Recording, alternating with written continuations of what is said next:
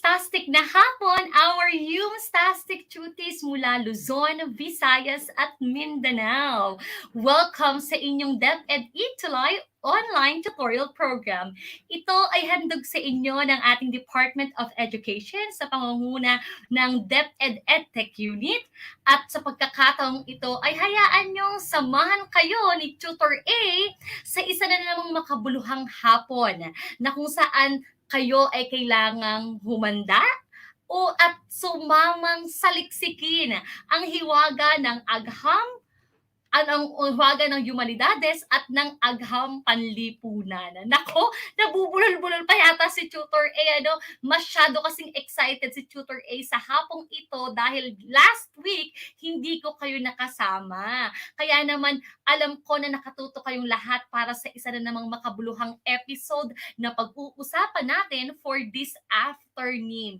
Kamusta naman kayong lahat? Binabati ko ang mga estudyante mula sa senior high school na siyang nakadalo sa ating mga episode sa lahat ng mga kurso dito sa Humanities and Social Sciences last week at patuloy na sumusuporta sa lahat ng ating mga episodes dito sa DepEd Itulay. I believe ang ilan sa inyo ay unti-unti nang bumabalik sa tinatawag nating face-to-face na klase at alam ko na na-miss nyo ang lahat ng ito, lalo't higit ang amoy ng chalk. Wow! Ang inyong pisara and of course more than anything else, na-miss nyo na mag-aral magkakasama ng inyong mga kaklase sa gabay ng inyong mga mahuhusay na mga guro. Ganun pa man, kahit na ang ilan sa atin ay unti-unti nang bumabalik sa face-to-face classes, manatili pa din kayong nakasubaybay dito sa ating DepEd Itulay dahil hangad namin na patuloy na mapaglingkuran kayo ng isang kalidad na edukasyon. Kaya naman, gusto ko munang batiin ang lahat ng mga kasama natin ngayong cuties and of course teachers na talaga namang masigasig na nanonood sa atin every week. Andiyan si Enrico Dalupa na isa talaga sa masigasig nating mga cuties ha. Good afternoon po, Tutor A and Tutor Amor. And of course, nanunood din sa atin si Tutor Edson Reyes ng Mabalacat City na isa sa mga tutors natin, particularly sa Pulso ng Kabataan. Abangan nyo po siya mamayang 5:20. And andyan din si Chelsea May Marcos Begiras. Hello, Chelsea, watching from Aurora Senior High School, SDO Isabela. And of course, bumati rin sa atin ng isa sa mga tutors ng UMS na nagdiriwang ng kanyang 18th birthday. Ay, 18th ba, Tutor? Si Tutor G! Bigyan naman natin si Tutor G ng madaming heart reacts. Of course, happy birthday, Tutor G. Pagbati mula sa iyong DepEd Itulay, Yums program. Love na love ka namin! Alright, this time, cuties, tumingin naman na tayo sa ating pag-uusapan for this week. And we are now on our Module 3 entitled Functions of Communities in Terms of Structures, Dynamics, and Processes. Pag-uusapan natin ang tatlong lessons for this episode at sisikapin natin na by 4:40 matapos natin ang lahat ng mga bagay na ito. But then of course, laging tandaan, makakasama nyo si Tutor A at si Tutor Amor tuwing araw ng Huwebes mula alas 4 hanggang alas 4:40 ng hapon dito lang sa Community Engagement, Solidarity, and Citizenship. Sana ay for the rest of the semester ay makasama-sama tayo sa pagkatuto at paglinang ng inyong kaalaman. With that, magsimula muna tayo sa isang review na kung saan magbalik tanaw tayo sa mga pinag-usapan ninyo last week kasama si Tutor Amor. At ito nga ay tungkol sa social institutions, civil society, and local or grassroots level in the community. So Tutor A will be giving you a short review of the previous episode. Handa na ba kayo? For the directions, carefully read the following statements. Choose the letter of the correct answer and write the letter of your answer in your notebook to serve for your journal. And of course, dito naman ay pwede niyong i-share sa amin ang sagot by commenting your answer on the comment section. Alright? So I think you are all ready. With that, let's begin with item number 1. It is comprised of groups or organizations working on the interest of the citizens, but operating outside of the governmental and for-profit sectors. What do you think is the answer? Letter A, civil society. B, local or grassroots level. C, non-governmental organization. Or D, social institution. What do you think is the correct answer? If you want to share your answer, first type that item number, then the letter of your answer. Okay, come on, cuties! Sumagot kayo at huwag kayong mahiya na i-comment ang inyong mga sagot sa ating comment section dahil kasalukuyan nanonood din sa atin si Sir Kevin Sedi Garcia mula po sa Rizal National High School. Hello, Sir Kevin! At sa kanyang mga nagugwapuhan at mga nagagandahang mga estudyante na I believe kasama natin sa hapong ito. Maraming salamat sa iyo, Sir Kevin. At andyan din si Maria Angela Gamboa Espino. Sumagot na si Chelsea. Ang sagot niya ay letter C. Tingnan natin, Chelsea, kung tama ang iyong sagot. Well, the correct answer is letter A. Nice, right, Chelsea? Next, let's have number 2. It is a membership organization formed for providing welfare and development services to the poor. What do you think is the answer? Is it A, B, C, or D? Okay.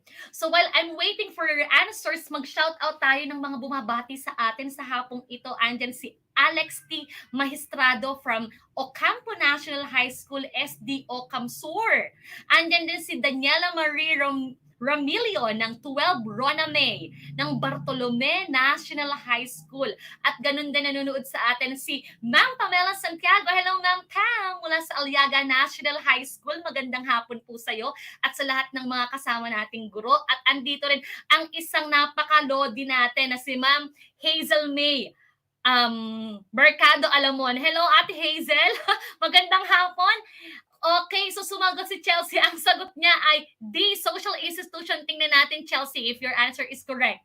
Well, it's letter C, non-governmental organization. Let's move to item number 3. It is a social structures and social mechanism of social order and cooperation that govern the behavior of its members.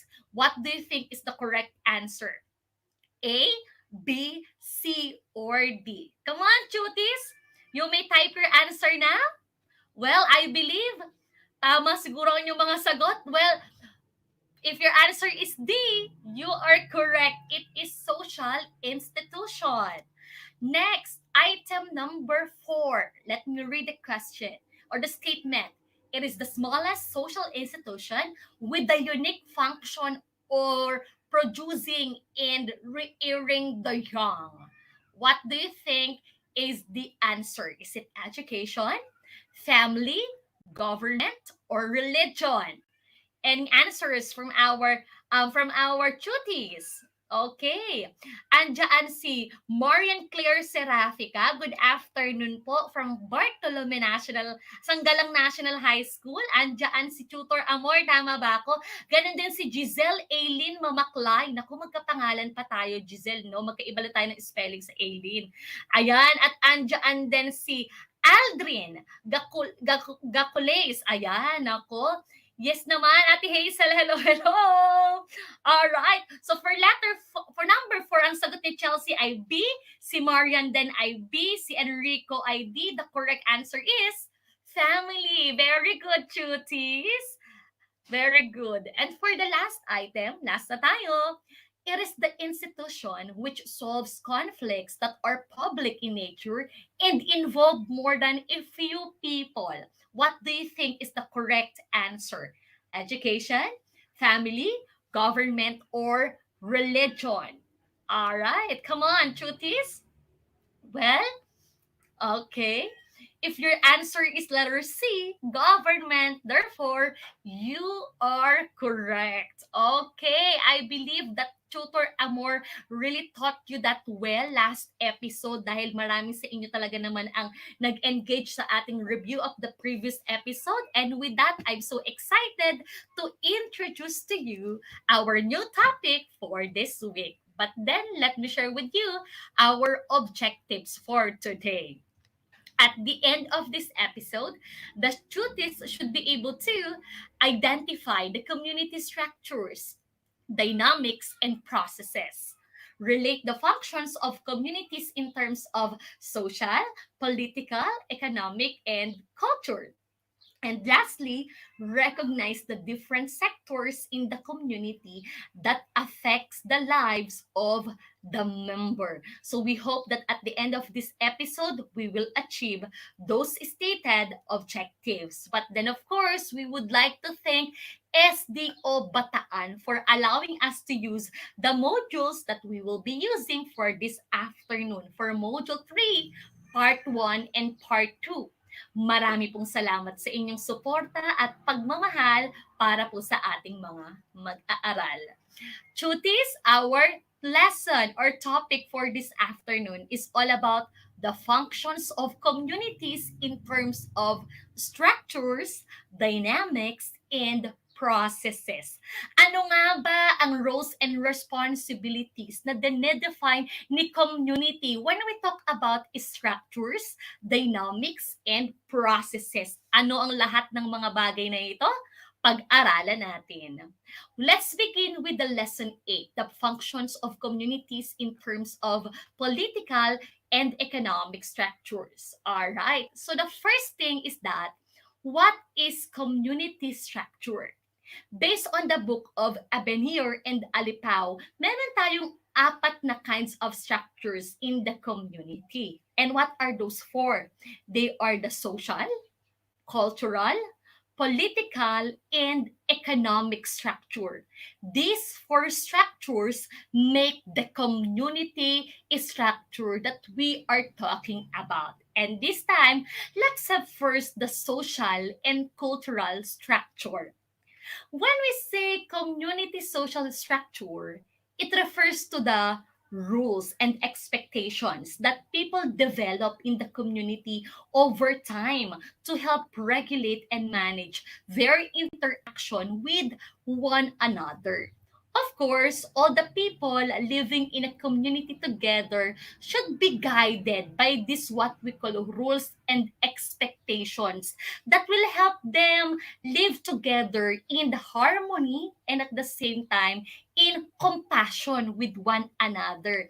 These rules and expectations will help the people to live together with a certain purpose and most especially for them to be able to unleash their potentials to reach out with others. Ngunit, as we talk about this what we call social structure, we will also be talking about this social institutions. Pero bago yan, tignan natin yung tinatawag natin na sub-concepts of community social structures which comprise these social structures na ating pinag-uusapan. Ano nga ba ang sub-concepts ng mga ito? Una, ay yung binanggit ni Tutor A na social institutions. Alright?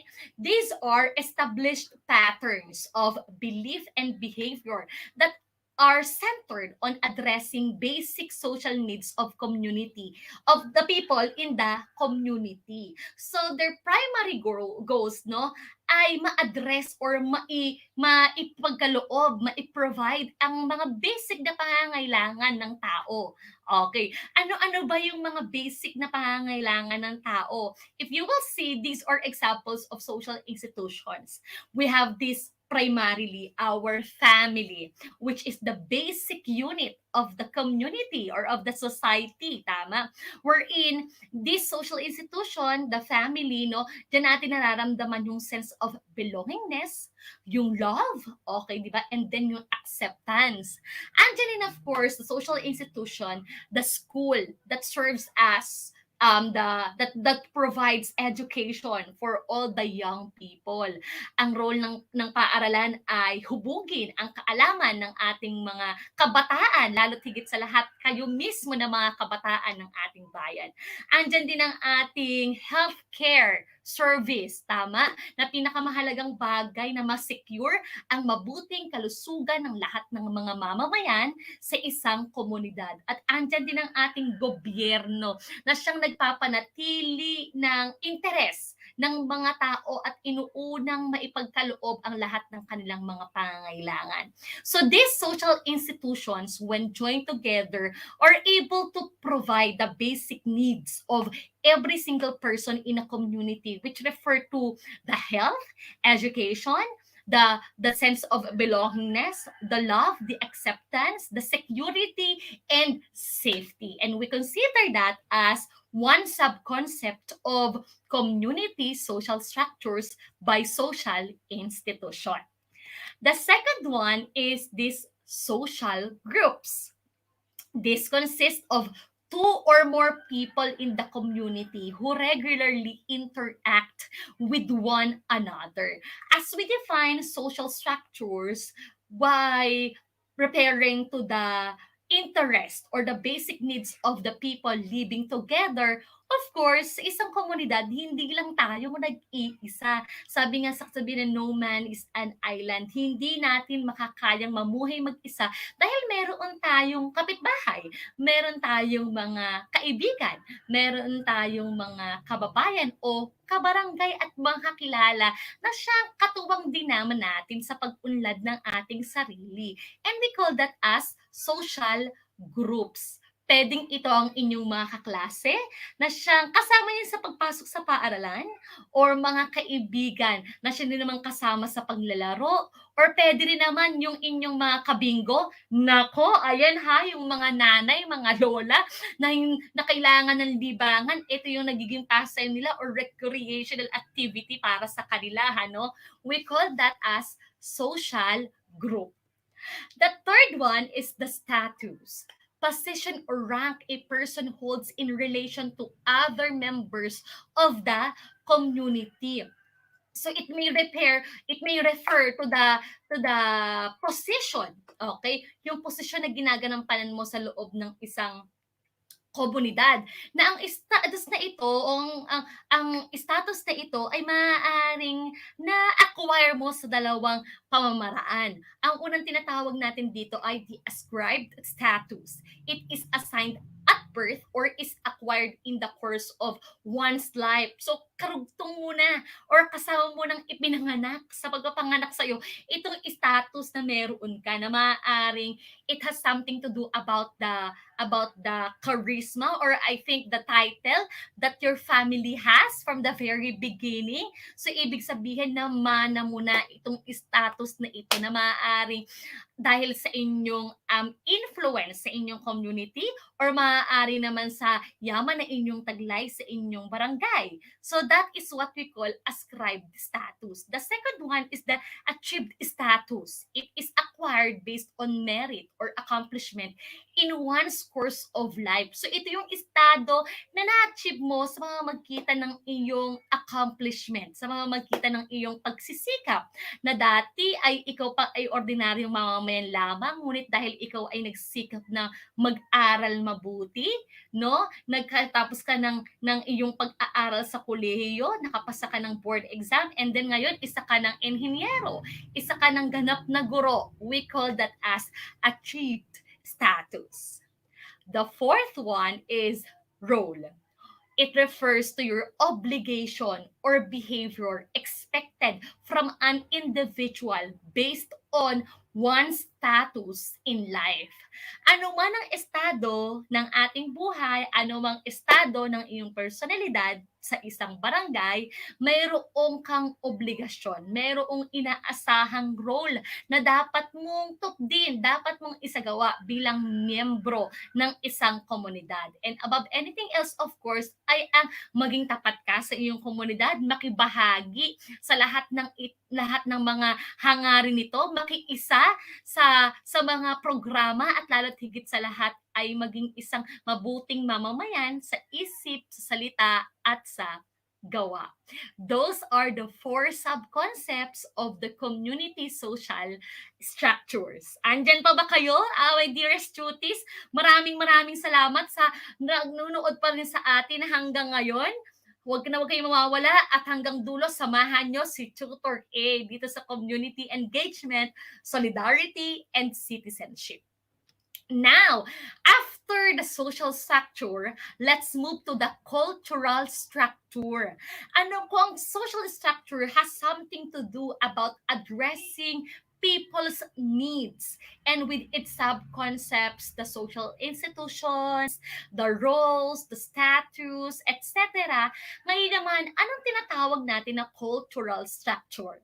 It refers to the institutionalized patterns of ways of life that are shared, learned, developed, and accepted by people in the community. So living in a certain community, we have this what we call culture or kultura na tumutukoy dun sa sinasabi nating ways of life, paraan ng pamumuhay ng mga tao. And specifically, each community has its own and its unique culture. Although we are all Filipinos, we have this what we call the culture of Filipino, but living in a certain barangay, living in a certain community, meron pa rin tayong kanya-kanyang kultura na isinasapamuhay. At maaaring ang kultura na ito ay na-influence sa atin dahil sa sobrang daming mga bansang nanakop sa atin, no, na-influence tayo nito, o maaari din namang natutunan natin, na-develop sa atin, at maaaring na-adapt na natin ang kulturang ito. At ang pinakamaganda ay ang kulturang ito ay maaaring napamana na sa atin hanggang sa maipasa pa natin from generation to generation. And for example, in your family, you have your own culture. Ano bang kultura ang meron kayo sa inyong pamilya? No? Ano bang mga pag-uugali, ano bang mga kasanayan, ano bang mga practice ang meron kayo sa inyong pamilya? Yan ay makukonsider natin na kultura. And to further discuss about this, there are elements of cultural structure. Meron itong elements at sisimulan natin sa symbols and language. Let's have first the symbols. Symbols are shared words, gestures, objects, or signals which people in community use to convey and develop recognizable meanings. Alright? So, pag sinabi natin symbols, we refer to something that could be an object or pwede naman signal na nagko-convey ng isang mensahe o nagbibigay ng kahulugan. So, example, sa isang wedding ceremony, it is very symbolical during a wedding ceremony to have this what we call ring for the couple or the couple ring. Ano ang simbolo ng singsing sa isang kasal? Okay, patingin nga, sa tingin nyo, ano ba ang simbolo ng singsing sa isang kasal? Ito ay sumisimbolo sa isang, pag-iibigan daw na walang wakas. Nakatulad din naman ng singsing, no? Nakatulad daw naman ng singsing ay wala itong dulo at wala itong simula. Ito ay maglalast forever. Katulad din naman ng pagmamahal. So that is what we call symbols. At marami pa tayong symbols na makikitang nagpapahayag ng kahulugan, katulad lamang ng traffic lights. Tama ba ako? What else? Ano pang mga gestures or mga objects and signals na makikita natin that convey and develop recognizable meanings? We call that symbols. Are you aware of that? Meron ba kayong mga symbols na nakikita sa inyong paligid? Na kapag nakita nyo ay nangangahulugan or nagbibigay ng mensahe para sa inyo. Okay. Symbols and language. What about language? It is a symbolic system that allows people to develop complex thoughts and record and explain new ideas. We use language to communicate our thoughts, to communicate our opinions with one another. But when we say language, we don't just communicate by use of verbal words, no? We don't just communicate through written way, okay? Meron din tayong tinatawag na mga gestures at mga hand gestures, no? Na siyang tinatawag natin na non-verbal communication. So, ang pagtapik sa balikat ay isang form ng non-verbal communication. Ang pagtango, di ba, ay isang form ng non-verbal communication na kahit hindi tayo magsalita, ito ay mayroong kahulugan para doon sa iyong kausap. So that is symbols and language. So the second one, we have this what we call norm. Ayan. Andyan pa ba kayo, cuties? Okay, norm.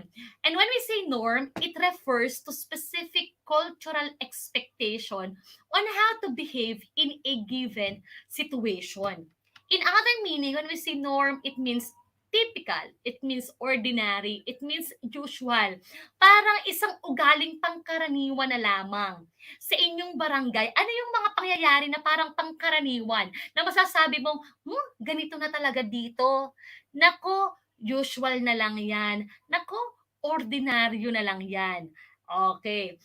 It is a norm na kapag halimbawang kayo ay nagpunta sa bahay ng inyong kaklase upang gumawa ng project or upang gumawa ng mga requirements or compliances nyo para kay teacher.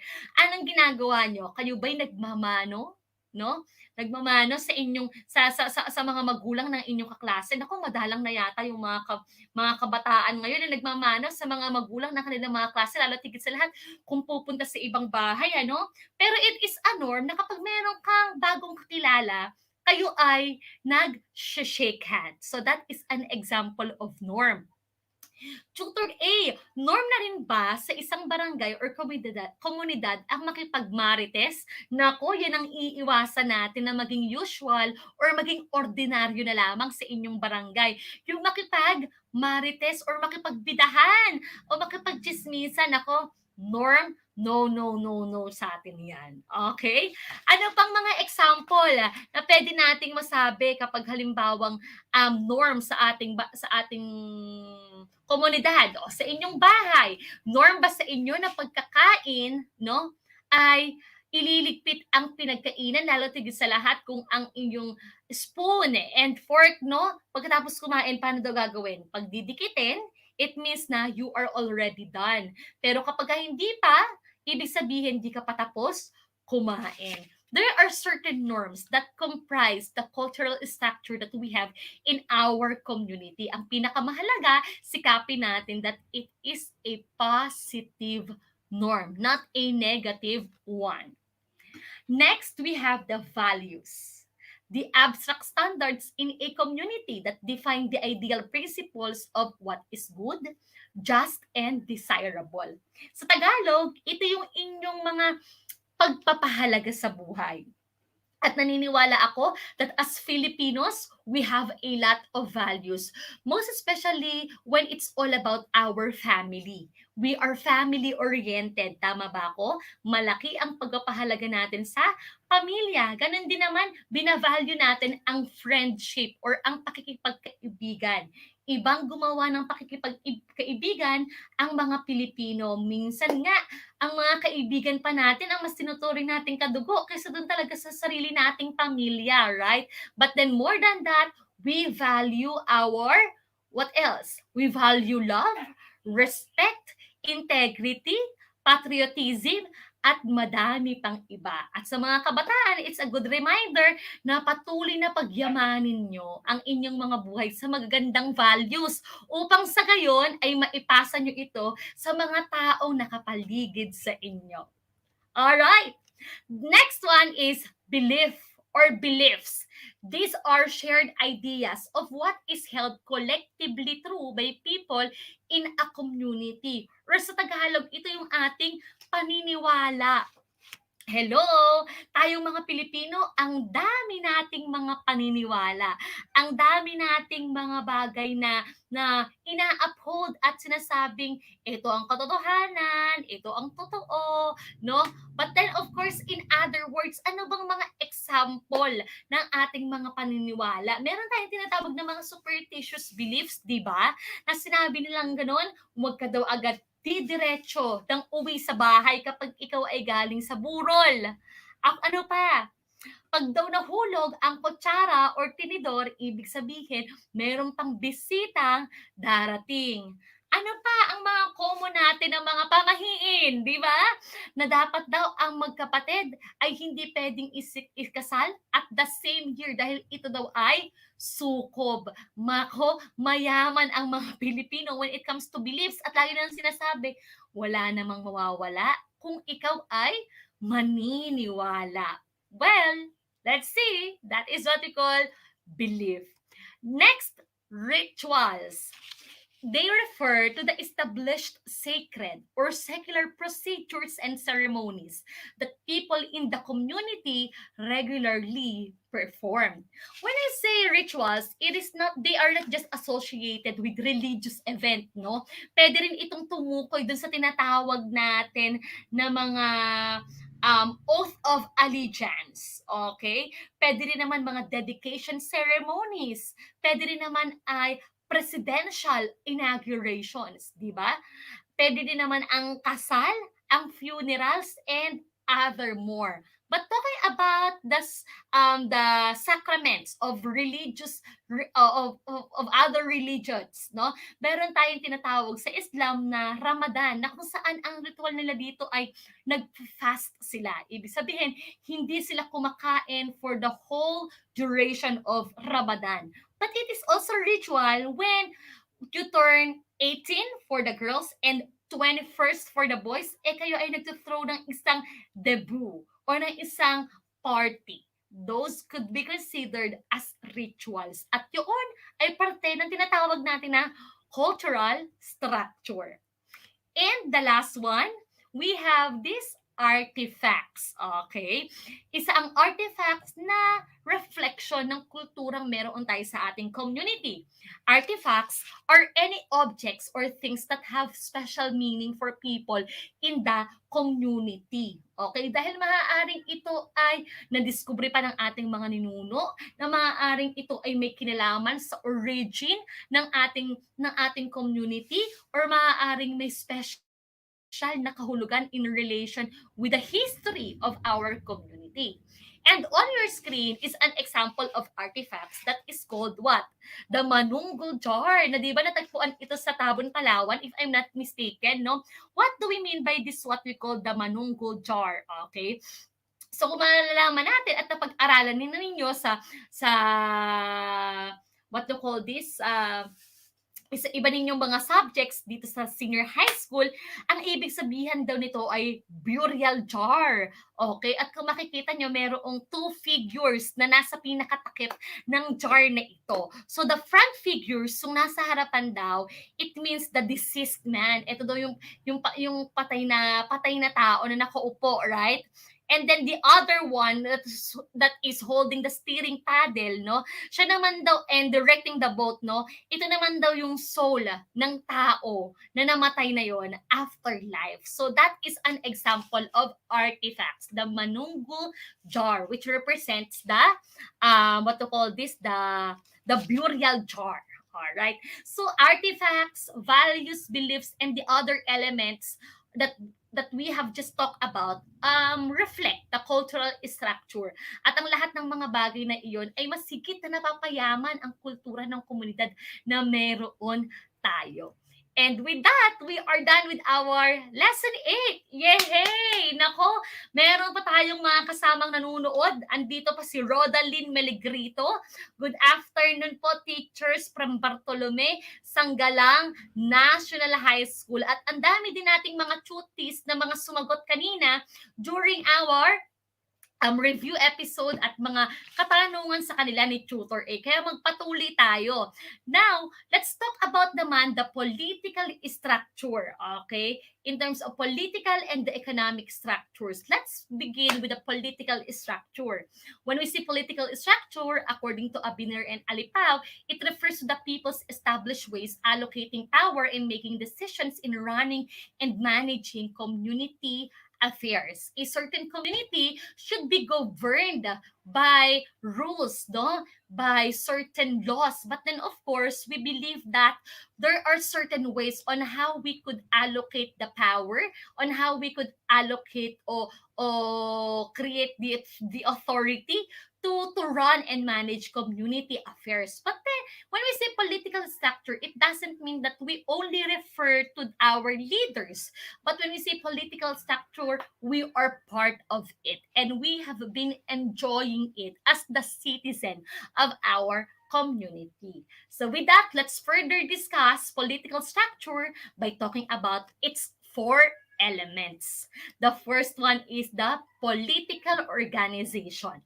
At alam ko, relate na relate kayo dito dahil it pertains either to political parties or political groups in the community who engaged in political activities. And very timely sa panahon ngayon ay nakakakilala tayo ng iba't ibang political organizations dahil kasagsagan ang kampanya for national election. But then of course, hindi natin sila kailangang banggitin dito sa ating episode. Alam ko na familiar kayo sa iba't ibang mga political parties, political organizations, or political groups, and those are what we call political organization. They are very much engaged in political activities and they are very much engaged, no, pagdating doon sa pag-i-implement ng mga programs, activities for the sake of our community and for the sake of our nation, for the people.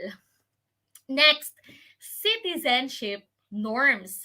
It is a shared set of expectations about the citizens' role in politics. So, merong expected na role mula sa atin bilang citizen ng ating bansa. Since we enjoy living together in our community, this is what we call the citizenship norms na tayo ay nagpa-participate din naman in a political aspect of our community. And basically, it is to give our vote, lalo tigit sa lahat sa nalalapit na eleksyon sa Mayo na, tama ba ako? What else? Ang maging kabahagi, ang maging kaisa sa lahat ng layunin ng ating komunidad. At bilang citizen, it's very important to protect the interest of our community dahil ang lahat ng mga bagay na ito ay para din naman sa kapakanan ng ating magiging anak at magiging mga apo. That is why it's very important na magampanan natin itong roles na ating pinag-uusapan ng sa gayon ay ma-achieve natin ang progreso para sa ating bayan. The third one, the power relations. It pertains to how different groups in the community can interact with and control other groups. Totoo ba ito? Nangyayari ba ito? Ito ang realidad na meron ang talagang power relations at nakakaapekto dito ang estado, katulad ng pinag-usapan natin kanina, that could be achieved and ascribed on your interaction with other people. And particularly, sinasabi na dominant group are usually those who can control the value systems, rewards, and resources of the community. While meron naman tayong tinatawag na minority groups, who are those whose voices are muted and are considered subordinate to either the authority or influence of the dominant group. At ito yung nangyayari, power relations. Mayroong majority, mayroong minority. At minsan, ito ay natatakda doon sa yaman na meron yung mga tao na kapag ikaw ay mayaman, mas meron kang control sa lahat ng mga kaganapan sa iyong komunidad. At kung ikaw naman ay mahirap, binabaliwala, hindi pinapakinggan, at ano pa, minsan talaga nadidisregard ang kanilang pangailangan. Kaya naniniwala tayo na dapat ang isang komunidad ay pantay-pantay. Ang bawat tao walang mahirap, walang mayaman dahil lahat tayo ay iisa lang din naman sa dugo. Tayo ay mga Pilipino at lalo't higit sa lahat, kailangan maging pantay-pantay naman din ang tingin sa atin ng gobyerno. Tama ba ako doon? Kaya ito ang realidad, ngunit naniniwala ako na darating ang panahon, mawawasak at masisira din ang ganitong mentalidad dito sa ating bansa. For the last one, the leadership structure, it refers to the composition of recognized leaders in the community and lines or workflow of their authority. At ito ay sa pamamagitan ng mga leaders na ating pinipili at ating inihahalal sa posisyon. Kaya bilang mga kabataan, lalo tigit sa lahat sa mga boboto, pinakamahalagang bagay, pag-aralan ninyo at saliksikin ang mga impormasyong may kinalaman sa mga kumakandidato sa panahon ngayon at pinakamahalagang bagay na maging mapanuri tayo dahil ang ating pagpili ay malaki ang magiging epekto sa ating bansa, sa ating bayan at higit sa lahat sa ating pamilya. So with that, we are done with the political structures. Now, mag-move naman tayo sa economic structures. Yehey! Andyan pa ba kayo? So, bilisan lang natin ito, truties. When we say economic structure, it pertains to various organized ways and means through which the people in the community produce goods and services, allocate limited resources, and generate wealth in order to satisfy their needs and wants. At ito ang pinakamahalagang bagay, ang ekonomiya ng ating komunidad. Kung paano ba tayo nakakapaglikha ng mga goods and services na siya namang pinagmumulan ng economic income ng ating mga pangkaraniwan ng mga mamamayan, di ba?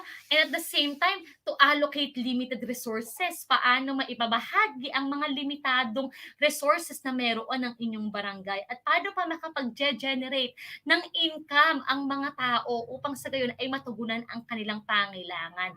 Ito ay tinatawag natin na economic structure na talaga namang labis na naapektuhan nung tamaan tayo ng pandemya. Tama ba ako? Maraming mga establishmento ang mga nagsarado, maraming mga businesses at mga negosyong nahinto. Ngunit salamat dahil ngayon ay unti-unti na ulit bumabalik ang sigla ng ating ekonomiya. Bagamat mayroong pa ding mga challenges pagdating sa bilihin, well, masasabi natin na mayroon naman ng pagbabagong nagaganap sa ating ekonomiya. There are elements of economic structures, and let's begin with the first one, the capital assets. No, these are property or anything that is owned and has an economic value, which is expected to generate profit for a long period of time. So ito yung kapital na meron ka na maaaring maya ipag-uusapan natin, i-invest mo sa isang business or iyong pagyayabungin upang sa gayon ikaw ay makapag-generate ng profit or makapag-generate ng kita. Pero may iba't ibang klase ng kapital. Ito yung tinatawag natin na human capital or the labor force. Ito yung kakayahan ng isang tao na makapagtrabaho, makapaglikha at makapagserbisyo in terms of health. So, andyan ang ating mga nurse, doctors, nutrition, educations, knowledge and skills, capacity to work and capacity to adapt. Andyan ang mga workers natin na kung saan ang kanilang kapital ay ang kanilang kaalaman, ang kanilang kahusayan, ang kanilang expertise upang sa gayon ay maipaglingkod nila at makapag-generate sila ng income. The next one is the social capital or we refer to the networks and connections. Mas lumalago ang ekonomiya kapag ito ay may malawak na koneksyon. Pag meron itong mga kakilala na maaaring makapag-promote at magpapakilala ng kanyang business sa tao.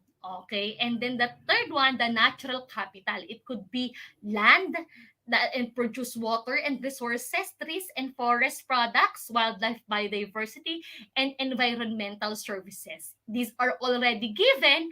Ang kailangan na lang ay ang kaalaman kung paano ito mapapamahalaan. At yun ay maaaring kagubatan, ang tubig, ang lupa, na talaga namang ito'y kaloob na sa atin from the very beginning. We call that as natural capital. What about physical capital, the fourth one? We are talking about infrastructure, katulad na lang ng mga buildings, ng mga secured shelters, mga vehicles, and then of course, andyan din yung tools and technology, katulad na lamang ng mga ginagamit sa pagsasaka, di ba? Ginagamit sa pagtatanim.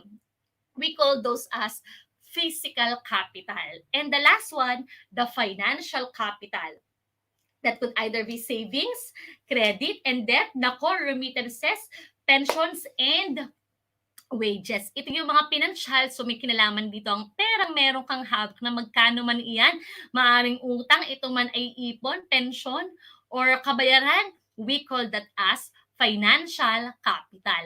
But then, of course, when we talk about economic structures, meron tayong tinatawag na term na vulnerability context. Vulnerability context. It is the insecurity in the well-being of individuals and household in the community, which may be in the form of sudden shocks, seasonality, and critical trends. Of course, itong tinatawag natin na vulnerability context ay beyond the human control. Hindi natin maiiwasan at di natin ito makokontrol na mayroong mga pangyayaring makakaapekto doon sa well-being ng bawat isa atin. Lalo tigit sa lahat kapag may kinalaman ito sa negosyo. Andyan ang sudden shocks na maaaring tumutukoy sa mga illnesses, sa floods, storms, o mga natural disasters. Okay, andyan din naman ang seasonality na maaaring tumutukoy na ngayon ay mataas ang bentahan ng palay, pero may mga panahon na mababa naman ang bentahan ng palay. Meron din mga critical trends katulad na lang ng demographic, environmental, at madami pang iba. With that, it gives us the risk, it threatens us na maaaring kung mangyayari man ito ay maaapektuhan ang ating ekonomiya. Pero of course, ito ay natural lamang at hindi natin makokontrol. Ang pinakamahalagang bagay ay handa tayo sa pagdating nito. And for the last lesson, our yung Stastic Cuties, alam ko, andyan pa kayo? Well, bilisan lang natin to. Okay. Let's talk about the functions of communities in terms of dynamics and processes. And I believe that last time we already talked about community dynamics. Tama ba ako? So, based on the book of Abenir and Alipao, community dynamics refer to the changes that occur in the community power structure and community population over time. So these are the changes that are happening in our community that lead to the development and progress of our community. At ang lahat ng mga bagay na ito na changes ay pangkaraniwan lamang dahil alam naman natin that the only permanent thing in this world is change. So it's very important that we are able to observe that our community is changing, developing, and progressing. And it's very important that we are part of this change, of this growth, of this development. And how will we do that? We have this what we call community power structures, the hierarchical interrelationships that govern the interaction of individuals among each other within a localized group setting. So ito yung mga nasa posisyon, yung may mga kapangyarihan. But then, of course, in hierarchy, or ibig sabihin na may pagkakasunod-sunod na meron tayong sinusundan na positioning doon sa power structure na meron sila. So, for example, in a barangay, the community power structures can be observed in the hierarchical relationship between barangay captain and the constituents, between the elite and the disadvantaged members of the community, or between the adult and young members of the community. So makikita natin doon na paaaring andyan yung seniority, andyan yung rank, andyan yung status. So we call that the power, the community power structures. And meron din naman tayong tinatawag na factors affecting changes in community power structures. Paano naaapektuhan ang community power structures na ito na tumutukoy doon sa posisyon, doon sa status ng mga mamamayan sa loob ng isang komunidad? So the first one is that what we call authority and influence. At malaking kaibahan ng dalawang salita na ito. Pag sinabi nating authority, it is a kind of power that one has over another by virtue of an elected position or office appointment. So, literal na ito yung mga taong nasa posisyon na maaaring barangay captain or maaaring lingkod bayan na meron tayo at kinikilala natin sa ating komunidad. On the other hand, we have this what we call the influence.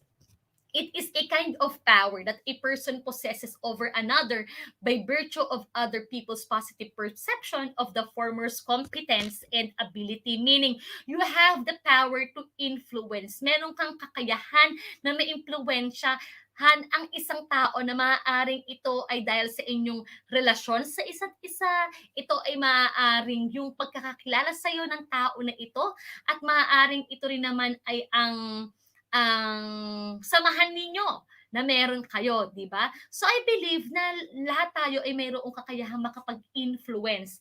Pero what more kapag ikaw pa yung nasa authority, I believe that you could be more influential. But then I hope na yung authority o nasa authority ay mas gagamitin ang kanyang magandang influence sa mga tao upang sa gayon ay maging inspirasyon siya, lalo tigit sa lahat sa ating mga kabataan. At sa influence, lalo tigit sa lahat naman, kami ding mga guro, meron kaming influensya sa ating mga estudyante, lalo na sa mga estudyante natin ang pangarap ay maging guro dahil meron silang particular na gurong hinahangaan, di ba? We call that the power of influence.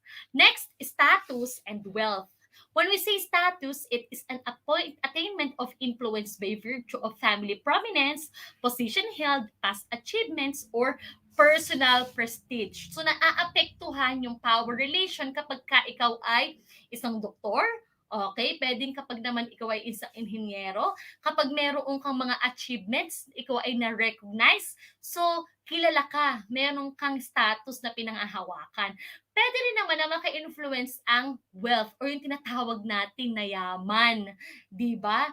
Nako, isang malaking bagay ito upang makapag-impluwensya ng tao dahil malaki naman talaga ang nagagawa ng yaman ng isang tao.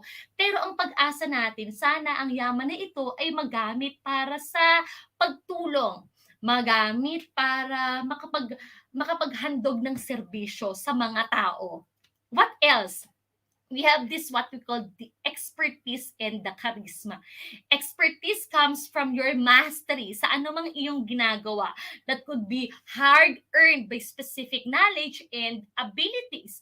Pwedeng ikaw ay expert ka sa pagtuturo. Pwedeng ikaw ay isang lawyer, banker, entrepreneur, accountant. Ito ay natutunan mo, ito ay nalaman mo dahil ito ay iyong pinag-aralan at pinagsumikapan. Pag sinabi naman natin charisma, it is just unique in you. Meron kang dating, no? So anong mas matimbang? Yung expertise o yung charisma? Yung dating lang o yung talagang sigurado kang ay, ito nag-aral to ito talaga, meron talaga meron talagang basihan ang kanyang husay. Or doon sa may charisma na talagang meron siyang dating sa mga taong nakatingin sa kanya or nakapaligid sa kanya. And now, yung sa stick-to-this, let's have the factors affecting changes in the composition of people in the community. At andyan ang fertility. It is the actual reproductive performance that can be expected of a person, couple, group, or populations during a woman's childbearing years. So ito yung kakayahan ng isang babae na magdala ng sanggol sa kanyang sinapupunan. So we call that as fertility. The second one ay ang mortality. It is the demographic process relating to death, often summarized by death rates, survival rates, and life expectancy. At ito ang kinatakutan ng maraming tao nang tamaan tayo ng pandemya dahil hindi natin alam ang virus pala ay andyan na at ito ay nagdulot ng kamatayan sa marami nating mga kababayan. And the last one is migration. It is the process of moving from one place to another, which could be internal and external. Nakasalukuyan sa nangyayari sa ating international happening, di ba? Nagkakaroon na ng migration sa pagitan ng Ukraine at ng Russia, ipanalangin natin ang mga taong naroroon. So pag sinabi natin internal migration, it is the movement of people within only the same geographic area or region. Pero kapag ka external na, it is set from a national boundary to another. So we call that as migration, the internal and external migration. Wow, we are done. We are done with module number 3, functions of communities in terms of structures, dynamics, and processes. Alam ko medyo natuyo ata ang laway ninyo or parang medyo nabilisan kayo kay Tutor A, pero lahat na ngayon ay nagko-comprise sa ating module 3. Kaya naman umaasa ako na kayo ay maraming natutunan kahit paano at kayo ay nakatutok sa akin hanggang ngayon. And with that, mabilisan lang, cuties, magkaroon tayo ng 3-item assessment. Simple lang ang inyong gagawin. Analyze and rearrange the letters to form the exact word inside the box, and you may write your answer on the comment section. Number 1, it is the attainment of influence by virtue of using one's money and material resources. What do you think is the correct answer? Pwede bang isagot nyo sa akin sa pamamagitan ng pagtatype sa comment section for item number 1? Hello sa lahat ng mga nanonood sa atin na 4,000 cuties. Wow! Ang dami natin yata ngayon ah. Alright, so if your answer is status, that is correct. Second, it refers to the actual reproductive performance that can be expected of a person, couple, group, or populations during a woman's childbearing years. Nako, parang kasasabi ko lang yata nito ah. So what do you think is the correct answer? From those jumbled letters, you can form the correct answer. What do you think is the correct answer? If it is fertility, you are correct. Nako, nakahabot si Giselle Aileen. Hello, Giselle. Andyan ka pa. Maraming salamat sa iyong pagtuto. You are correct for item number 1.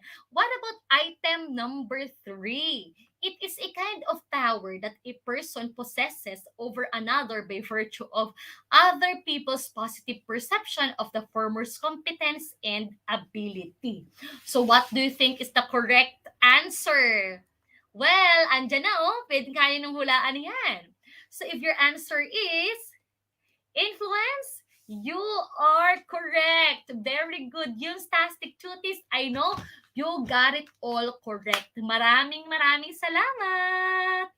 With that, dito nagtatapos ang ating episode sa hapong ito. Manatiling nakasubaybay sa Humanities and Social Sciences program tuwing araw ng Webes mula alas 4 hanggang alas 6 ng gabi kasama ang inyong mga Humstastic Tutors. Again, sa ngalan ni Tutor Amor, from SDO Nueva Ecija, ako ang inyong nakasama sa hapong ito na si Tutor A dito sa Community Engagement, Solidarity, and Citizenship. Samahan nyo kami muli sa susunod na linggo sa ganap na alas 4 ng hapon. And for your comments, suggestions, you may email us at edtech@deped.gov.ph. Maghanda na kayo dahil ang susunod na ay ang Discipline Ideas in Applied Social Sciences kasama si Tutor G at Tutor Reo. Magkita-kita tayo sa susunod na linggo. Maraming salamat at paalam!